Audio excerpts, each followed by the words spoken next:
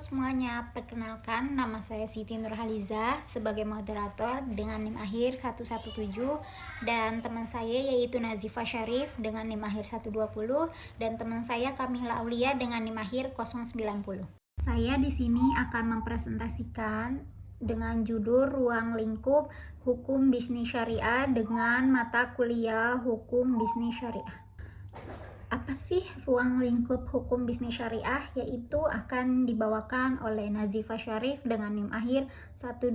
Dipersilakan. Nama saya Nazifa Syarif, NIM belakang saya 120. Di sini saya akan menjelaskan tentang pengertian hukum bisnis syariah. Di sini bisnis merupakan suatu unsur penting dalam masyarakat. Hampir semua orang terlibat di dalamnya. Semua pembeli barang atau jasa untuk bisa hidup setidaknya bisa hidup lebih nyaman. Bisnis pada dasarnya berperan sebagai jalan bagi manusia untuk saling memenuhi keinginan dan kebutuhannya. Akan tetapi, masalah keinginan kebutuhan manusia tak terbatas sedangkan sumber daya yang tersedia terbatas. Maka perlu adanya sistem ekonomi yang harus menjawab 3 pertanyaan dasar, yaitu apa saja yang perlu diproduksi, bagaimana memproduksinya, serta untuk siapa diproduksi itu. Dengan demikian, definisi bisnis adalah segala usaha manusia untuk memenuhi kebutuhan hidup, yaitu berupa aktivitas, produksi, distribusi, konsumsi, dan perdagangan baik berupa barang maupun jasa.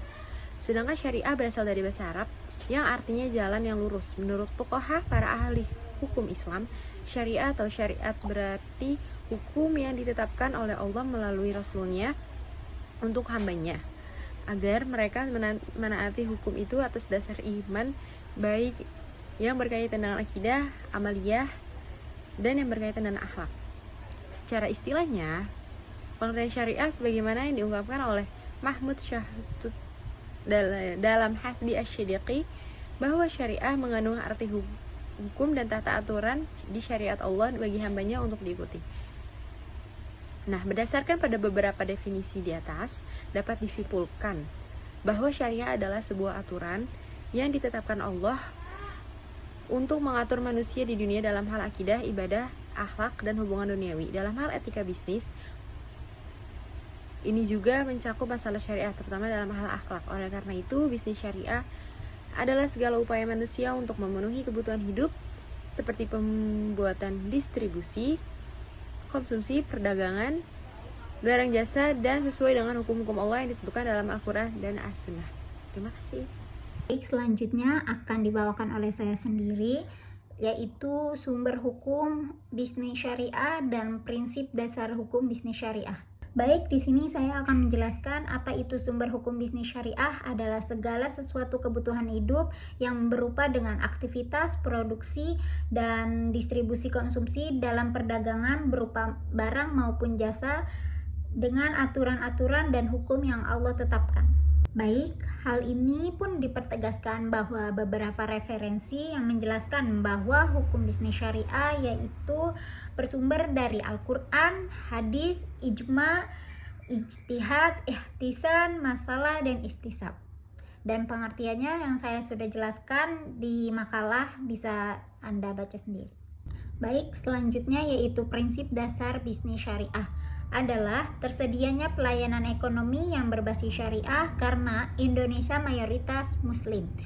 Prinsip dasar bisnis syariah yaitu adalah untuk melindungi kepentingan umum.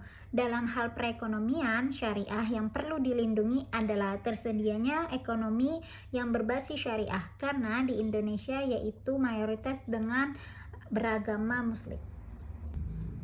Di samping itu juga perlu dilindungi kepentingan masyarakat umum dan kepentingan negara yang mengurusi seluruh masyarakat Indonesia dari berbagai latar belakang suku, adat, ras, dan agama. Di sini ada prinsip dasar hukum bisnis syariah. Yang pertama yaitu prinsip kejujuran yang disebut as-sidik. Yang kedua, prinsip keadilan yang kita sebut al-adl.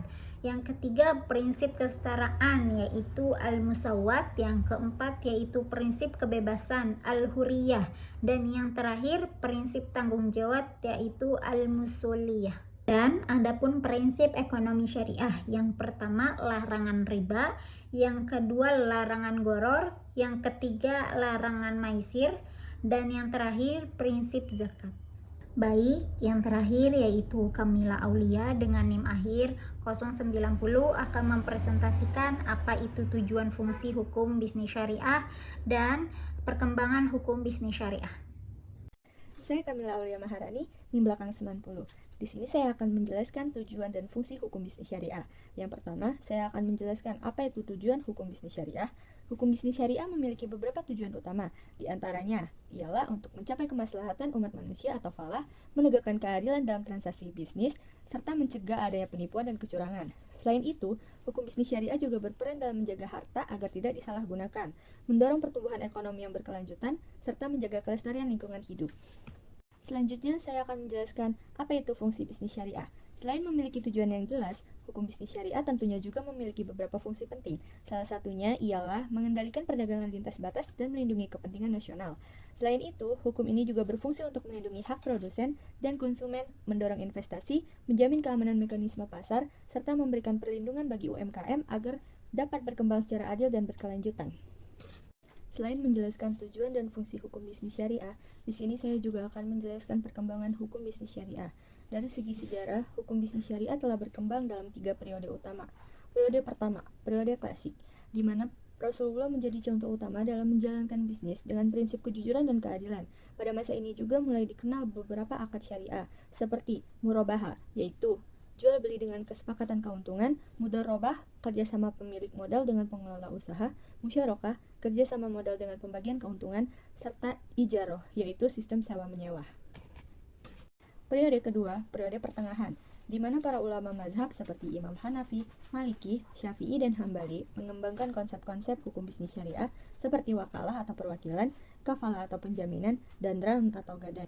Periode terakhir adalah periode modern, di mana hukum bisnis syariah semakin berkembang dengan berdirinya lembaga keuangan syariah seperti Bank Muamalat Indonesia pada tahun 1992. Selain itu, regulasi seperti Undang-Undang Perbankan Syariah Nomor 21 Tahun 2008 dan standar internasional oleh AWIFI dan IFSB juga semakin memperkuat penerapan hukum ini. Namun dalam penerapannya, hukum bisnis syariah masih menghadapi beberapa tantangan. Salah satunya adalah kurangnya pemahaman masyarakat mengenai sistem ini.